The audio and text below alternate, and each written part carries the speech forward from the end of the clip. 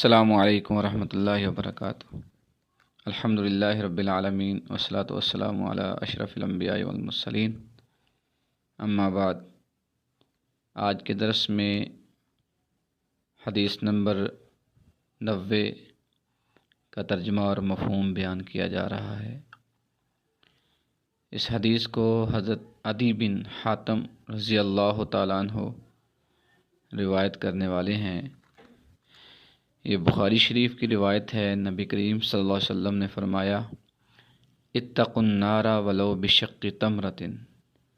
جہنم کی آگ سے بچو اگرچہ تمہیں کھجور کا ایک ٹکڑا ہی صدقہ کرنا پڑے۔ اس حدیث میں نبی کریم صلی اللہ علیہ وسلم نے صدقے کی ترغیب دی اور اس کی فضیلت کی طرف اور اس کی اہمیت کی طرف اشارہ کیا۔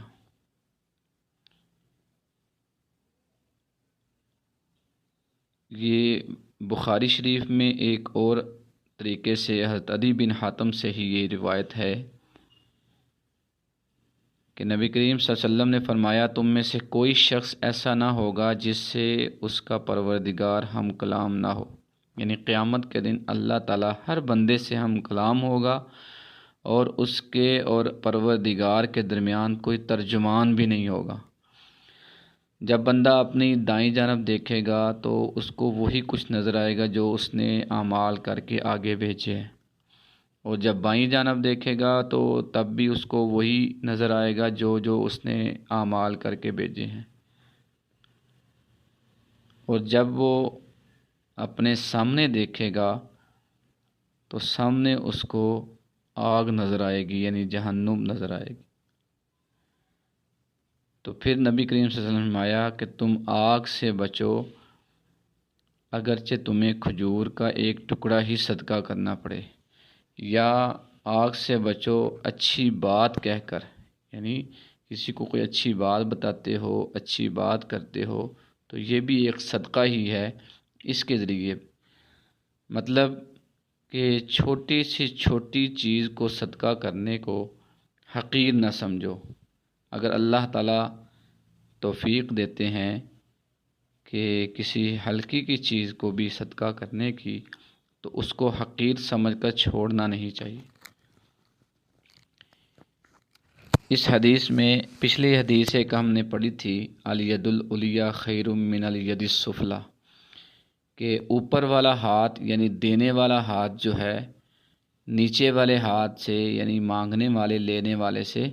بہتر ہے۔ اس میں بھی صدقہ کی فضیلت کی طرف اشارہ تھا، لیکن وہاں پر ہم نے جو ہے سوال کرنے اور مانگنے کی مذمت کے حوالے سے ہم نے بیان کیا تھا۔ آج ہم صدقے کی فضیلت کے حوالے سے، صدقے کے بہت زیادہ فضائل ہیں، قرآن پاک میں بھی اور احادیث میں بھی۔ قرآن پاک میں اللہ رب العزت فرماتے ہیں کہ صدقہ کرنے والوں کی مثال، یعنی وہ لوگ، مثل الذین ينفقون اموالهم ابتغاء مرضات اللہ، کہ ان لوگوں کی مثال جو اللہ کے راستے میں اپنے مال کو خرچ کرتے ہیں صرف اللہ کی رضا چاہنے کے لیے اور اپنے آپ کو سکون دینے کے لیے، اطمینان دینے کے لیے، مثل اس باغ کی ہے، یعنی اس کی مثال اس باغ جیسی ہے جو کسی اونچی جگہ پر ہے، کہ جس پر جو ہے وہ بہت زیادہ بارش کے قطرے پڑتے ہیں۔ جب جو اونچی جگہ پر ہوگی اس پر بارش زیادہ پڑے گی تو اس کا میوہ اور پھل بھی دوگنا ہوگا۔ اگر تو اس کو بارش نہ بھی پڑے تو پھر بھی شبنم کے قطرے بھی اس کو لازمی پڑیں گے۔ مطلب یہ ہے کہ صدقہ کرنے والا جو ہے اس کو اللہ رب العزت کبھی بھی خیر سے یا اس نیکی سے یا اجر سے خالی نہیں رکھتے۔ ایک دفعہ نبی کریم صلی اللہ علیہ وسلم نے فرمایا کہ علی کل مسلم صدقۃ، ہر مسلمان پر صدقہ واجب ہے۔ تو صحابہ نے عرض کی، یا رسول اللہ فإن لم یجد، اگر کوئی توفیق نہیں رکھتا، استطاعت نہیں رکھتا صدقہ کرنے کی، تو پھر آپ نے فرمایا کہ یعملو بیدہ فینفع نفسہ ویتصدق، کہ وہ اپنے ہاتھ سے کام کرے، اس سے اپنے آپ کو بھی نفع دے، جو بچ جائے اس کو صدقہ کر دے۔ تو صحابہ نے عرض کیا رسول اللہ فإن لم یجد، اگر اس کے پاس یہ بھی نہ ہو، یعنی یا بچے نہ یا وہ کام نہیں کر سکتا، تو آپ نے فرمایا کہ یعین ذات الحاجت الملفوف، کہ کسی ضرورت مند کی، کسی مظلوم کی جو ہے نا وہ ضرورت پوری کر دے، اس کی مدد کر دے، اس کی معاونت کر دے، اس کے کام میں اس کا ہاتھ بٹا دے۔ فإن لم یجد، صحابہ نے عرض کیا رسول اللہ اگر وہ یہ بھی نہیں کر سکتا، تو آپ میں فلیعمل بالمعروف ولیمسک من السیئات،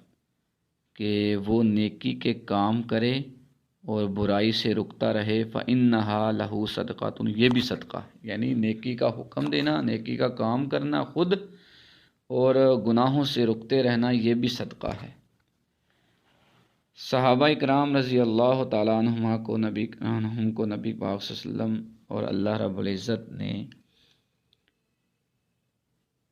ایسی ان کی اللہ رب العزت نے یا نبی پاک نے تربیت کی کہ ان کے صدقہ خیرات کا ان کے اندر بہت زیادہ شوق تھا۔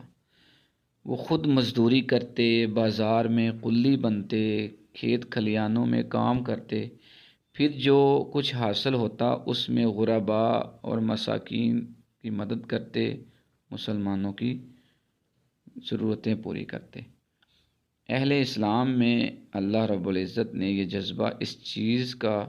سمجھ لیں کہ یہ ایک واضح ثبوت ہے کہ اسلام نے اپنے پیروکاروں میں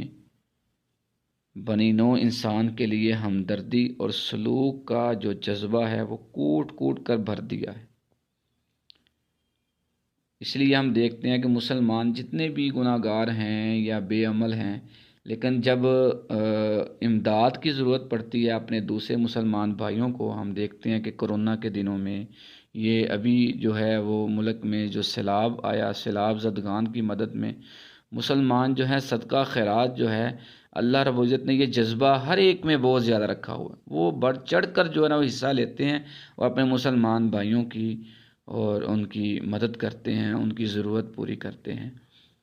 تو اللہ رب العزت نے بھی صدقہ خیرات میں یہ حکم دیا، رغبت دی کہ وہ بہترین چیز جو ہے وہ لن تنالوا البر حتی تنفقوا، کہ تمہیں نیکی اس وقت تک نہیں مل سکتی جب تک تم اپنی محبوب چیز اللہ کے راستے میں نہ خرچ کرو۔ یعنی اس چیز کی ترغیب دی کہ گھٹیا چیز جو ہے وہ یہ نہیں کہ جو تم خود بھی استعمال نہیں کرنا چاہتے یا خود اس کو تم کھانا نہیں چاہتے وہ تم اس کو صدقہ کرو، گھٹیا چیز صدقہ نہ کرنے کا حکم دیا ہے۔ اور اس چیز کا بھی کہا ہے کہ جس طرح اللہ رب العزت نے صدقہ خیرات کرنے کی ترغیب دی، اس طرح بخل اور بخیل کی مذمت بھی کی۔